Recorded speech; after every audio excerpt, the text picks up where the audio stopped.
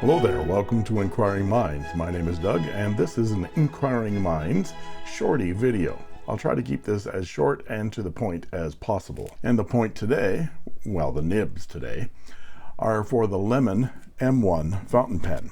You can see the review I did a few weeks ago on this new fountain pen brand and model by clicking right up here. Within days of receiving my Lemon M1 with a long knife nib, I received 2 extra nibs that I purchased for this pen. And the names and the sizes of the nibs are totally confusing. So I thought a short video on them might help people understand what you're getting. There are 7 nibs in total that you can purchase for this pen. They all seem to be standard number 6 size steel nibs that can be used in many other pens. And they all say manual grind on them and have names that are hard to figure out what the hell they are. What the hell is that?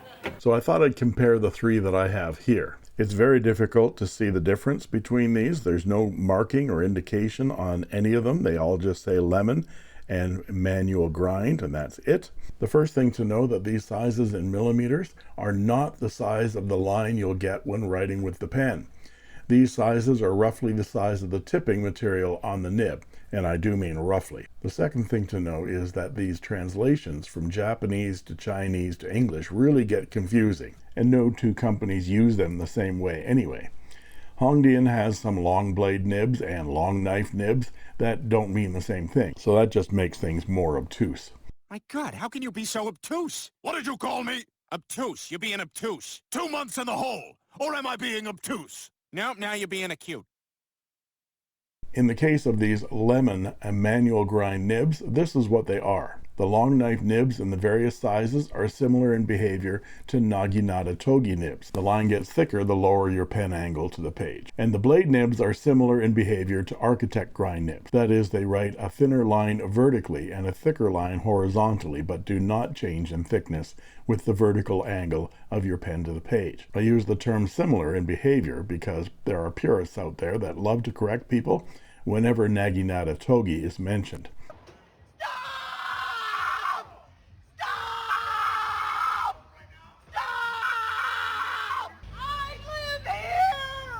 If they aren't produced by Sailor and by a specific nibmeister and cost thousands of dollars, it isn't an actual naginata togi. So they are similar. They have similar behavior, but it isn't a naginata togi. Clear? Good. So let's quickly do some demonstration of these 3 nibs. I'll do the blade architect nib first, as architects are my favorites. So here is the Lemon M1 with the blade 0.65 to 0.9 millimeter. And you can see that it has a thinner vertical and a thicker horizontal. So this blade is actually called a medium blade at this size. It's also available in fine, which is 0.5 to 0.7, an extra fine, which is 0.38 to 0.5, and I really love the line variation you get instantly with this blade nib or architect nib. And here is the Lemon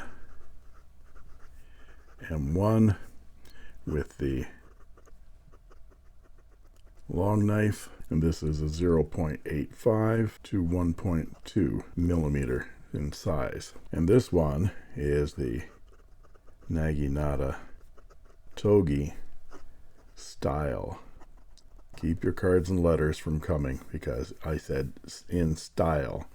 That means that we get a thinner vertical, yes, in normal writing angles, and a thicker horizontal. But if you raise your nib up, you get a thinner line. You start lowering it, it gets thicker.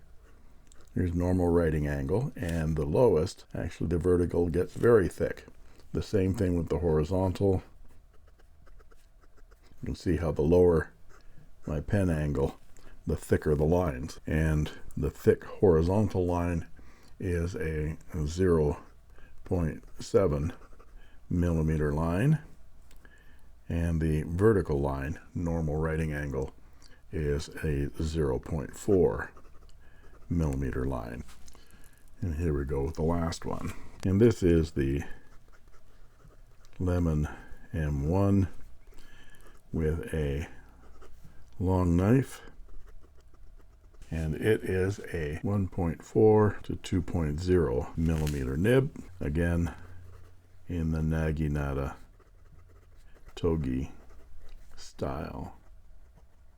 Vertical line, horizontal line. The horizontal line, the thickest one is 0.8 millimeters, and the vertical line is 0.4. And it also is the same style. It gets thicker. The lower your pen angle, it gets thinner. The higher your pen angle, until it's very thick indeed, giving you lots of line variation. Let me draw a lousy little diagram that will illustrate the difference between the Naginata Toga and an architect. So the tip, looking at the footprint of the tip of a Naginata Togi, or the long knife, has a pear shape. And so when the pen is vertical, you get this part of the tip. And when the pen is low in angle, you get the bottom part. With an architect, it's more like this, where you have a long, thin vertical slit. So that gives you the very thin vertical. And when you pass it horizontally, you get a nice wide horizontal line. So that's the architect, which is an opposite of a stub. This pen has also been updated so that there are more colors available. There are now 6 different variations of colors. You can have white with gold or silver trim. You can have black with gold or silver trim. And you can have a teal green with silver trim. And there are 8 nib choices, from a fine blade to a medium blade, an extra fine and a fine, and long knife in 4 different sizes. And if you buy the nibs individually, you can get them in either silver, gold with silver, or silver with gold.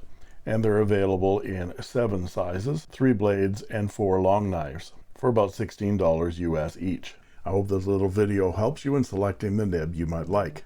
Thanks for watching. I made this.